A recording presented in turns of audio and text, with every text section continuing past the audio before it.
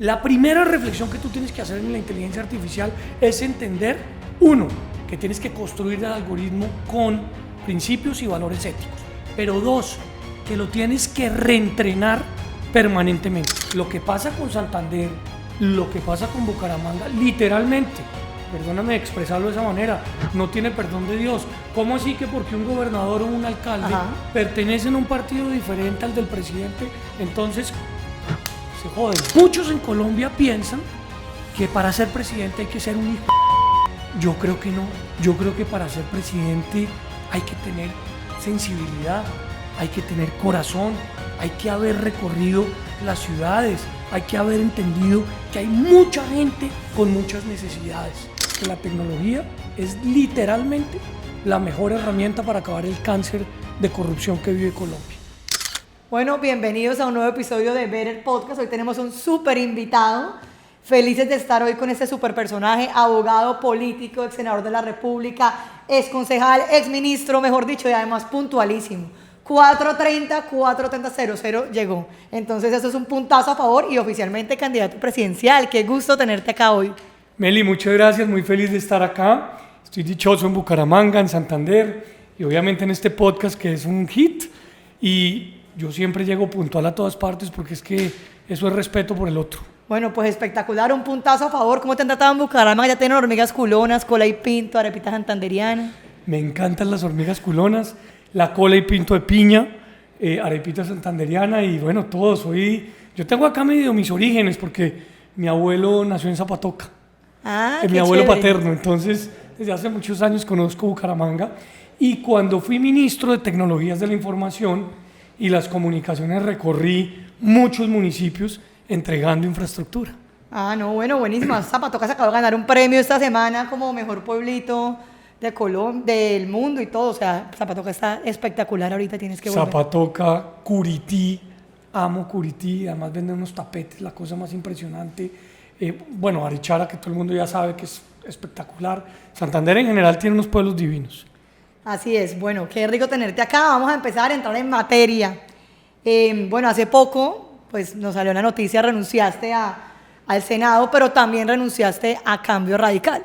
Entonces, pues la primera pregunta que quiero hacerte es, ¿cuál es el camino que viene para ti?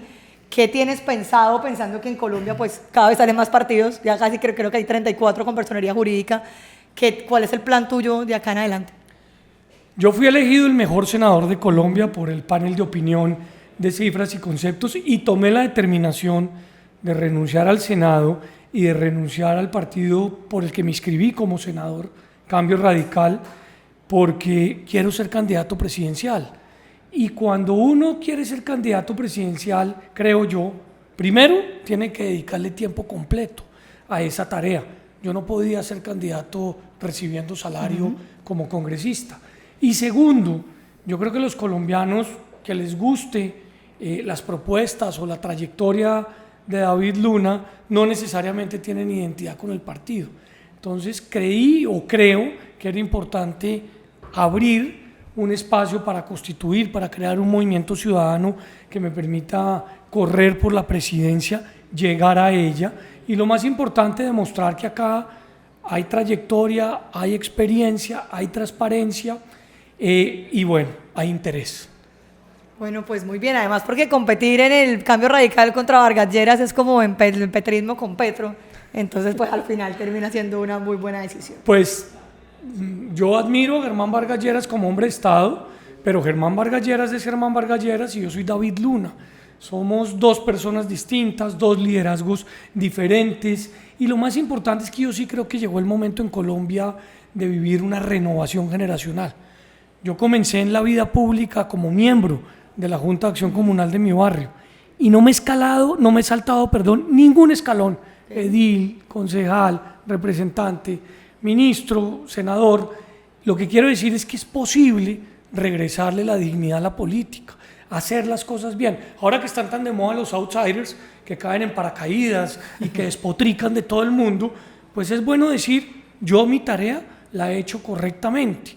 Ahora, quiero poner a disposición de los ciudadanos que evalúen mi experiencia, mis propuestas. Ok, bueno, ahorita que hablabas de del tema de la oposición, digamos que una oposición seria como la que tú has hecho, creo que hay un tema que ha pasado mucho con Petro, con el presidente, y es que se perfila muchísimo la oposición. Entonces, o son nazis o son uribistas todos los que están en contra del gobierno. ¿Cómo seguirse manteniendo, digamos, en tu caso, no hemos llegado a ese punto de que te tilden de uribista por ser opositor, sino que ha sido una oposición muy argumentada, muy decente y cero show, cero extremista tampoco? Pero ¿cómo seguirse manteniendo? Porque ahorita pues también se empezará a sentir que se necesita un poco la oposición más fuerte sin caer en eso. Yo lo que creo es que para hacer oposición no hay que gritar y no hay que insultar a nadie. Uno puede decir la verdad con argumentos y basado en la evidencia. Yo lo que creo es que es posible hacer la oposición mirando a los ojos a quien estás tú criticando y no siendo un candidato pirómano que está dedicado a los likes o dedicado a los escándalos para conseguir más views en las redes sociales. Yo siento que yo represento una nueva forma de liderazgo. No todo buen líder es buen gobernante, no todo buen gobernante es buen líder. A mí me parece que haber demostrado como ministro de tecnologías que era importante alfabetizar digitalmente a los jóvenes para que pudieran tener un mejor trabajo, pues es la demostración de un liderazgo distinto. Ajá. Y así sucesivamente. Entonces me parece que hacer oposición en Colombia pues debe ser, primero, garantizado y segundo, promovido, porque siempre es bueno que alguien controle el poder. Y lo segundo, Meli, es que yo sí tengo una preocupación grande y es que en el 26 hayan elecciones libres. Tú lo has dicho varias veces. Sí, yo veo a Gustavo Petro con el interés de quedarse en el poder, pero más allá veo a Gustavo Petro con el interés de debilitar a la registraduría. Y a mí me parece que eso es un tema del cual tenemos que hablar, porque las pruebas están, la demostración está y la democracia pues puede entrar en riesgo si pensamos que esto acá todo está garantizado. Tú cuando Gustavo Petro fue elegido, yo no estaba viviendo en Colombia, estaba viviendo en Panamá y todos mis amigos venezolanos me decían, él nunca se va a ir, va a pasar lo mismo que en Venezuela, pero por ejemplo yo nunca tuve ese temor al comienzo, no sé si a ti te pasó igual y ese temor que tienes ahorita fue saliendo viendo a Petro gobernar o fue algo que desde el comienzo tú dijiste, este man no se va a ir y se quiere quedar. No, es que yo creo que como tú, todos vimos a un Petro en el discurso de posesión bastante mesurado y bastante sensato. Un Petro que dijo que iba a respetar la oposición, un Petro que dijo que iba a construir con quienes pensaban distinto, pero después tuvo una transformación. Exacto. Y vivimos el discurso del balcón. Aquel discurso cuando dijo, no, es que todo el que piensa distinto a mí es un nazi o todo el que piensa distinto a mí es un corrupto. Entonces ahí yo comencé a ver la primera transformación, pero la segunda, que es la más preocupante de todas, yo te tengo que confesar que yo no vi venir el pacto de la picota. Yo pensé que eso era pura carreta. Pero cuando vi los decretos donde Petro establece un cese al fuego con el ELN, sin ningún tipo de verificación, comencé a entender que esto se iba a desmadrar. Y hoy estamos viviendo lo que estamos viviendo. Lo que está viviendo Barrancabermeja es una situación muy compleja. Es la ciudad donde más reclutamiento infantil y juvenil puede haber, de lejos en el departamento y después en Colombia. Lo que estamos viviendo en Bucaramanga, en la lucha de este par de ampones por el negocio del microtráfico, es la demostración de que hay coca en exceso. Es que hay muchas más toneladas de coca en el mercado que cuando vivía el narcotraficante del Escobar o el de Rodríguez Orejuela. Y eso obviamente termina impactando pues, a los jóvenes, a las familias, y los alcaldes no tienen la capacidad de reaccionar sin el apoyo del Estado. Y el Estado no va a apoyar simplemente porque tiene unos acuerdos ocultos con los narcos. Sí, y porque realmente también están bloqueadas las regiones también desde el gobierno y ha sido, por ejemplo, combatir acá el tema de la seguridad. Ha sido bien complicado por el tema del microtráfico, pero tampoco hemos tenido apoyo del gobierno. Perdóname, Meli, y te hago una reflexión. Lo que pasa con Santander, lo que pasa con Bucaramanga, literalmente, perdóname expresarlo de esa manera, no tiene perdón de Dios. ¿Cómo así que porque un gobernador o un alcalde pertenecen a un partido diferente al del presidente, entonces se joden? No. Acá no les ha entrado un solo peso en los últimos 2 años para las obras de infraestructura que en estos momentos pues deberían estarse ejecutando. Pero más difícil aún, ya te lo mencioné, te lo repito, es la pelea de este par de ampones, alias Pichi y alias Poporro, que están generando de verdad una situación insostenible en materia de inseguridad. Total, y que no ha parado en lo más mínimo y cada vez va creciendo. Tengo una pregunta que me parece interesante y es que la palabra cambio, después del gobierno de Petro, ya nadie cree en la palabra cambio. O sea, ha sido tan poderoso lo que generó esa desilusión del cambio que al final terminó siendo cero. Que ya digamos que en estas nuevas elecciones prometer un cambio, creo que la gente diría, no, cambio otra vez. O sea, ya no lo prometieron ni por un fracaso. ¿Qué voy a prometer? Entonces mi pregunta y lo que quiero preguntarte es, ¿qué es eso que tú...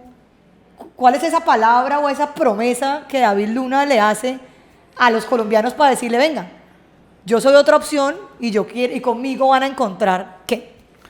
Yo creo que Colombia puede dar un triple salto si le apuesta a la tecnología. Si le apuesta a la tecnología para lograr que los jóvenes que hoy no tienen cupos en las universidades puedan educarse con calidad. Si le apuesta a la tecnología para que los jóvenes que hoy no tienen ni siquiera trabajo puedan tener un salario digno. Si le apuesta a la tecnología para que obviamente la manufactura, que por ejemplo funciona muy bien en Santander, pueda tener una capacidad de venta inmensa. Pero sobre todo si le apuesta a la tecnología para esto.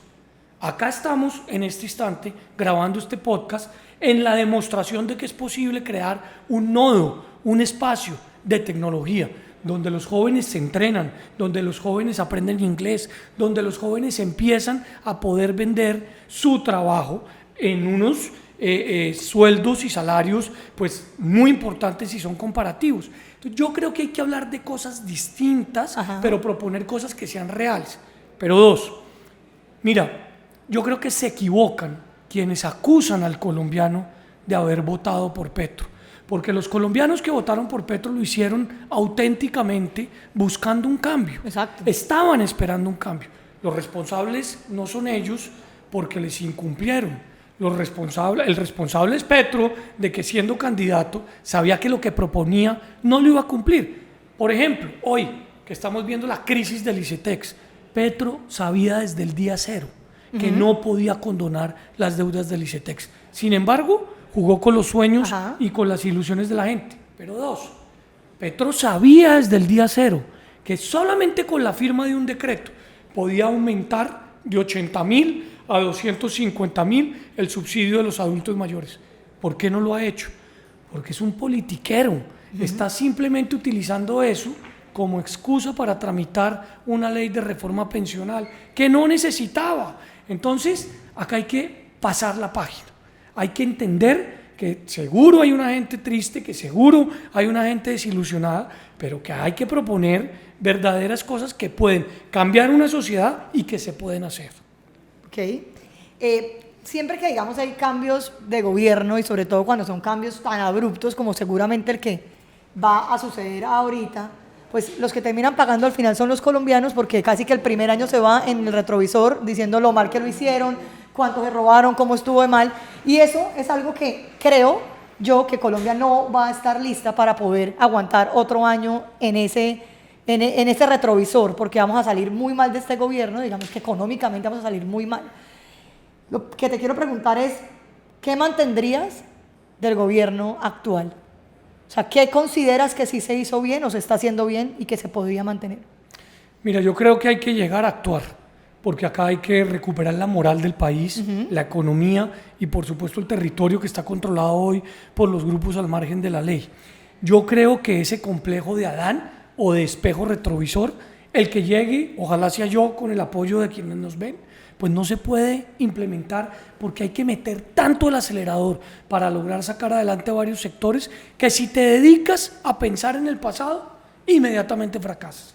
Yo que creo que es importante ese tema del cual estábamos hablando. Uno, acá es necesario que los adultos mayores tengan verdaderamente un ingreso producto del Estado para poder subsistir.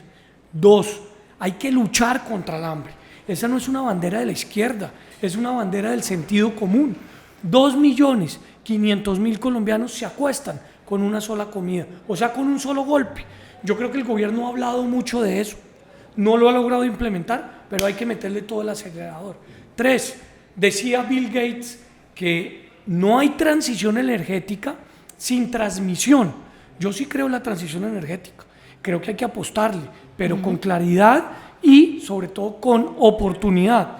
Así que a mí no me da pena, no me dio pena en el Congreso, mucho menos me va a dar pena como candidato, reconocer lo que Petro, Duque, Santos, Uribe, Pastrana han hecho bien, porque es que a la gente hay que reconocerle las cosas que han hecho bien.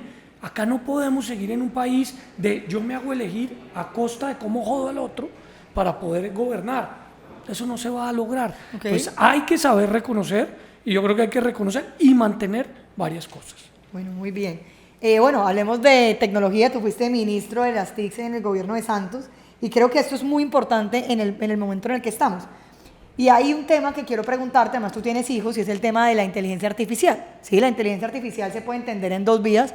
¿Sí? Nos facilita la vida a todos, pero también se corre el riesgo que al final reemplace muchas cosas, digamos que, por ejemplo, en los adolescentes o en los jóvenes, digamos que hacer un ensayo hoy en día con ChatGPT puede que te bote muy bien si sabes hacer bien el prompt y te puede llegar a reemplazar, buscar el libro, investigar.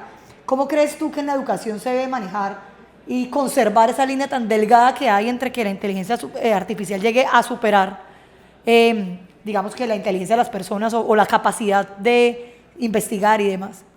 Yo acabo, Meli, de publicar un libro sobre inteligencia artificial y es un libro que hace una pregunta inicial. Reflexionemos sobre la ética en los algoritmos. Te voy a resumir esto bastante sencillo. Detrás de todo algoritmo hay un ser humano. Es muy importante saber si ese ser humano tiene principios, valores y por supuesto ética para entrenar ese algoritmo. La gran mayoría de los algoritmos que han sido fallidos en este momento tienen mucho que ver, por ejemplo, con sesgos religiosos, sesgos raciales o sesgos económicos. Por ejemplo, hay un algoritmo exitosísimo en los Estados Unidos de aprobación de crédito. Se dieron cuenta, un poco de meses después de ponerlo en práctica, que el algoritmo le negaba sistemáticamente los créditos a hombres y mujeres de color. ¿Por qué? Porque había sido programado solo por hombres blancos. En ese sentido, la primera reflexión que tú tienes que hacer en la inteligencia artificial es entender, uno, que tienes que construir el algoritmo con, digamos, principios y valores éticos. Pero dos, que lo tienes que reentrenar permanentemente. Si tú dejas el algoritmo solo por la vida, el algoritmo empieza a aprender y empieza seguramente a equivocarse, como el algoritmo que empezó a entregar descuentos y tiquetes gratis en una aerolínea canadiense sin que ellos se dieran cuenta. ¿Cuál fue el error? Nunca lo reentrenaron. Entonces en educación pasa exactamente lo mismo. La tecnología, bienvenida. La tecnología va a ser muy útil para el profesor, para el alumno, pero con un algoritmo que sepa permanentemente cómo avanzar.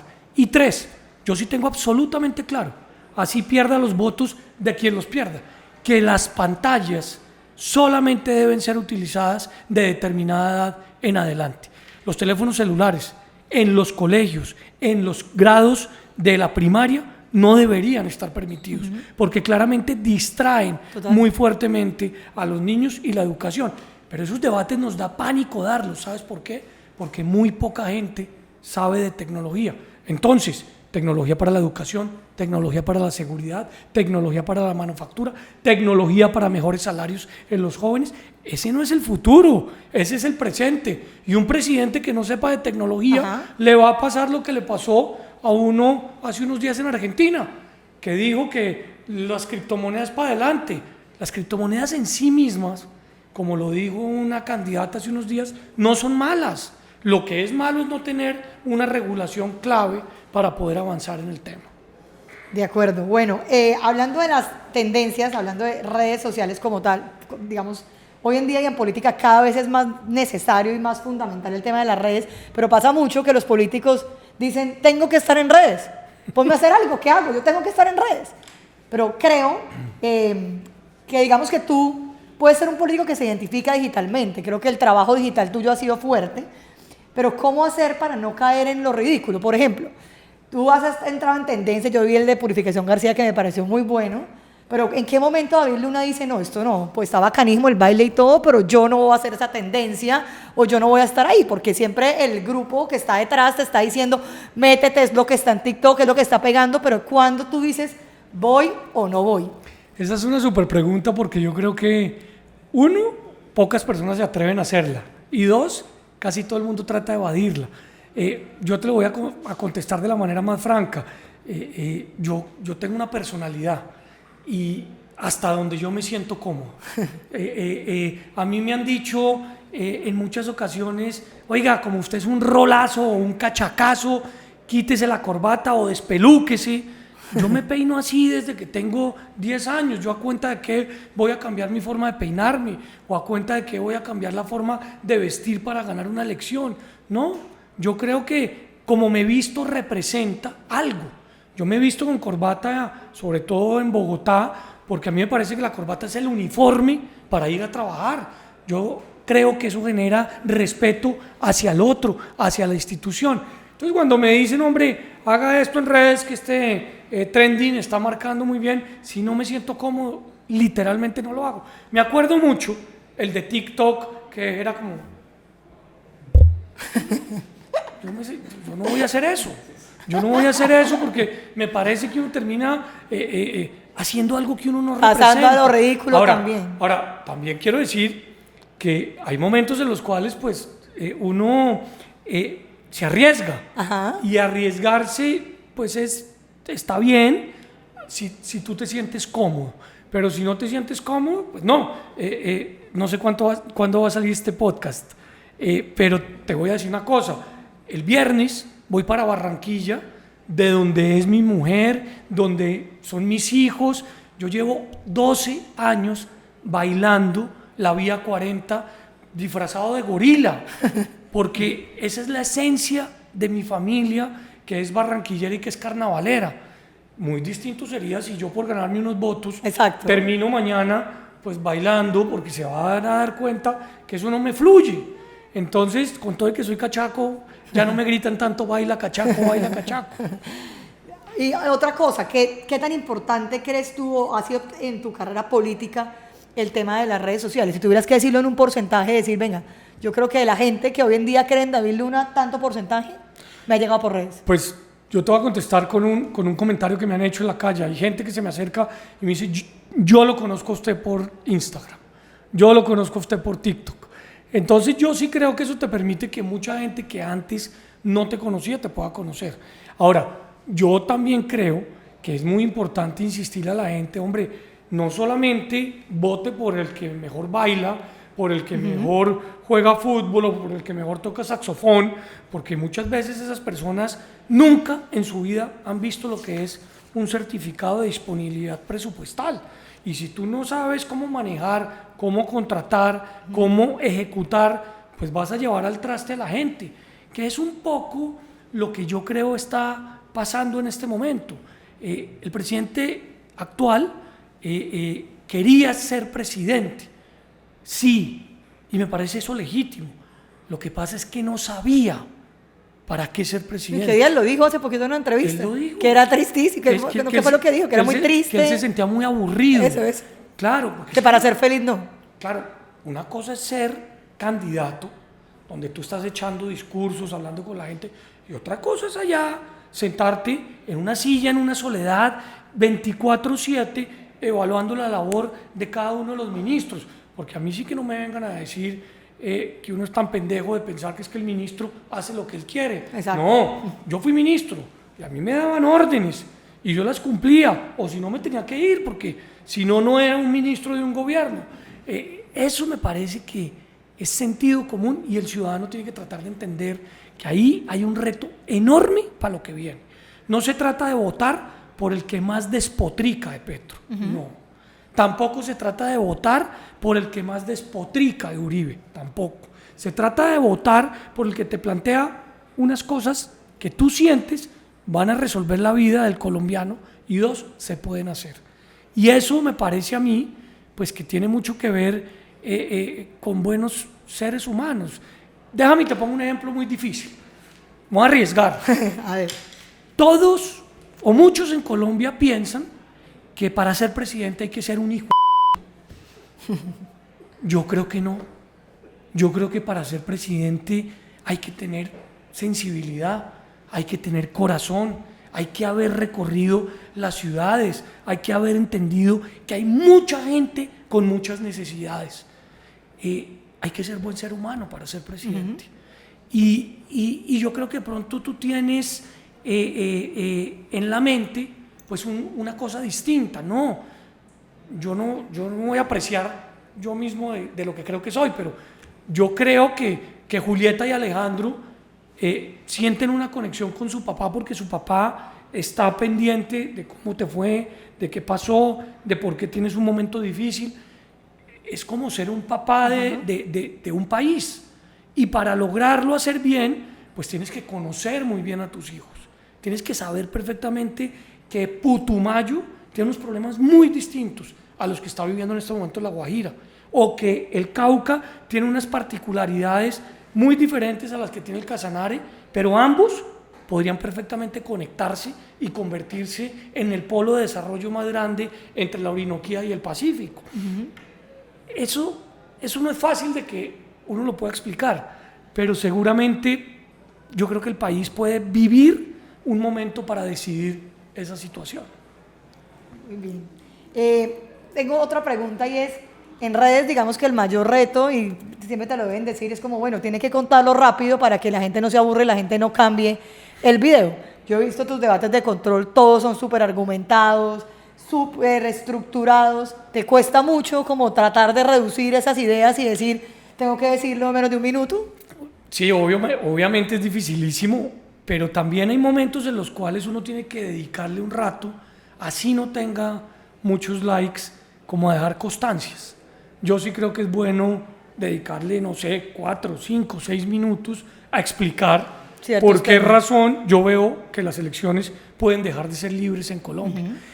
Seguro eso va a tener, no sé, pocos likes o pocos reenvíos, pero de pronto la gente empieza a tenerlo como un mecanismo de consulta. Entonces, sí es un reto muy grande y sobre todo es difícil, pero muchas veces es preferible demorarse un poco más a tratar de hacer las cosas a las carreras. La otra cosa que he aprendido, y es cuando tú publicas algo que tú crees que está perfecto y le va como los perros en misa. O sea, mejor dicho, un desastre, salió todo mal. Pues hombre, uno lo hizo con vocación, con interés y sobre todo pensando que era lo correcto. Yo creo que hacer lo correcto muchas veces o casi siempre, o siempre, es más importante. Por lo menos lo dejamos más tranquilo. Exactamente. Tú decías al principio, hablando de Santander un poco, el tema de la infraestructura. Nosotros solamente hemos tenido un presidente santanderiano, que es Aquileo Parra, y le hemos picado en el palo 2 veces, con Serpa la primera, y con Rodolfo picamos también, tristemente. Digamos que para los santanderianos que te están viendo a través de este podcast, ¿qué tranquilidad podemos tener nosotros de que tú sí nos vas a poner atención? Que podamos tener vías, que de verdad nos van a poner cuidado, que en el plan turístico de Colombia van a tener a Santander en cuenta, porque siempre ese es el miedo de nosotros, y es decir, va a haber otro presidente más que Santander lo va a relegar como nos ha pasado en los últimos gobiernos. No, yo lo que creo es que acá hay que tener presente, vuelvo e insisto, el sentido común, la sensatez, y Santander es un polo de desarrollo, primero turístico, impresionante, lo estábamos hablando hace un rato, con esa red de municipios tan divino que tiene. Obviamente es un polo de reindustrialización muy valioso, que yo creo que con tecnología, lo primero y lo segundo, lo puede rehabilitar. Y 3, hay unas inversiones que en efecto son fundamentales hacer en infraestructura. La infraestructura no puede seguir siendo vista como una obra para que se muevan los ricos. Eso yo no entiendo de dónde salió. O la infraestructura no puede seguir siendo vista como el enemigo del ecosistema. No, uno puede construir ambientalmente sostenible. Santander requiere, en efecto, una serie de obras que van a ser fundamentales, como lo requiere Bucaramanga. Y a mí me parece que esas obras que la gente tiene en la cabeza permanentemente cuando uno aterriza o cuando uno viene o cuando uno habla, le dicen y le repiten, pues tiene que ser una realidad, o de lo contrario, pues vamos a seguir en esa bicicleta estática. Bueno, ya para cerrar tengo unas preguntas rápidas para respuestas cortas. Esas son las más difíciles siempre. ¿Qué te identifica con Uribe? Yo creo que Uribe es un gran expresidente, hay que reconocérselo, pero llegó el momento de que le dé paso a la renovación generacional. Pero no me respondiste. ¿Qué te identifica con Uribe? No, te respondo a eso, que hay que reconocerle que hizo un trabajo muy valioso en materia de recuperar el orden público en este país. ¿Qué te identifica con Petro? Me identifica su discurso de la lucha contra el hambre. Lamentablemente se quedó en discurso. Hay que ponerlo en práctica urgente. Vuelvo y te repito, 2.500.000 colombianos. Me cuestan con una comida. ¿Qué te aleja de Uribe? ¿Qué me aleja de Uribe? Vuelvo e insisto, que yo creo que es fundamental que entiendan que viene un recambio generacional, que lo permitan. ¿Y qué te aleja de Petro? No, pues te voy a decir 5 cosas. El hombre Malboro, Papá Pitufo, el traqueto del Casanare, Armando Benedetti, Roy Barreras y Claudia López, para decirte 6. En un posible gobierno de David Luna, quisiera que nos contaras qué papel van a jugar los jóvenes. Pues yo creo que son fundamentales, pero acá yo no te voy a hablar de promesas, sino de, digamos, hechos. Mi equipo en el Senado de la República, casi todos menores de 30 años. Mi equipo en el Ministerio de Tecnologías de la Información y las Comunicaciones en ese momento, casi todos menores de 30 años. Pero yo creo que no solamente por ser joven uno tiene que tener oportunidades. Ajá. Y yo creo además que además de los jóvenes, tú necesitas la experiencia de personas que han recorrido, porque ellos tienen memoria histórica y tienen adicionalmente la capacidad de construir contigo. Las mujeres. Pues un papel fundamental. Yo creo que más allá de lo que uno siente en mi caso, las mujeres de mi vida, que son Laura, que es mi esposa, la mamá de Julieta y Alejandro, Julieta, que es mi hija, y María Eugenia, que es mi mamá, las mujeres cada día tienen que tener un papel más protagónico en política. Tienen que hacer más política y hay que garantizarles ese factor. Y te voy a contar una cosa. Yo soy el autor de la ley de la licencia de maternidad para mujeres en política. Sí, hoy en día, una mujer que es política queda en estado de embarazo y al nacer su hijo, literalmente pierde los derechos políticos, porque no puede volver a ir al recinto a votar o no puede ir a realizar un debate por una plataforma. Bueno, ese proyecto que tramitamos logramos sacarlo adelante precisamente con ese objetivo, que haya más mujeres en política, en empresas, en juntas directivas. Yo sí creo que es fundamental. ¿La cultura qué papel jugaría? 2 cosas. David Luna fue concejal de Bogotá hace unos años y hice algo que me pareció muy bonito, que al principio fue muy criticado. Declaramos como evento de interés cultural el Festival de Rock al Parque de Bogotá, que ya cumple unos años. Yo que creo que hay que hacer en la cultura más allá de los puntuales, hay que reconocer que las idiosincrasias de todos los departamentos son distintos y hay que respetarlas. ¿Por qué razón? Porque acá se quieren muchas veces tomar unas decisiones desde el piso 17 de Planeación Nacional sobre un carnaval, sobre un festival o sobre una actividad musical, y muchas veces ni siquiera quien toma esas decisiones presupuestales conoce exactamente lo que está pasando. El tema cultural vibra y el tema cultural debe ser respetado si obviamente la región lo quiere promover. Además porque la cultura sí transforma una sociedad. El show y el espectáculo no, pero la cultura sí. La cultura sí. Entonces, pues buenísimo que para ti vaya a ser importante. ¿Y la tecnología? Bueno, ese es el eje transversal de lo que nosotros vamos a plantearle al país. Nosotros vamos a señalarle al país, o lo estamos haciendo, que yo creo que la tecnología es literalmente la mejor herramienta para acabar el cáncer de corrupción que vive Colombia. Porque con tecnología tú perfectamente puedes identificar quién cambió un papel, un número o una orden para robarse una plata. Más allá de que al corrupto hay que extinguirle el dominio, no de lo que se robó, de todo su patrimonio antes de llegar a ese cargo público. Pero 2, la tecnología es lo que verdaderamente va a permitir que ese triple salto pueda ser una realidad en materia educativa, que tiene mucho que ver con empleabilidad, que tiene mucho que ver con remuneración, que tiene mucho que ver con crecimiento. Entonces, ojalá tuviéramos más tiempo y poderte decir en cada uno de los sectores lo que estamos planteando en tecnología para dar un cambio. Bueno, David, no, un gustazo haberte tenido acá. De verdad, lástima que el tiempo se acabe, pero esperamos tenerte nuevamente en el podcast de Better y también en Santander, ojalá muchas veces. No, muchas gracias. Muy feliz de haber estado contigo hoy. Espero que tengamos muchas más oportunidades y sobre todo que ojalá muchos de ustedes tengan la posibilidad de reenviar este podcast, porque tengo el reto de que más colombianos sepan quién es David Luna, qué he hecho y sobre todo qué estoy proponiendo. Bueno, muchas gracias y bueno, a todos suscríbanse en el canal y síganos bien.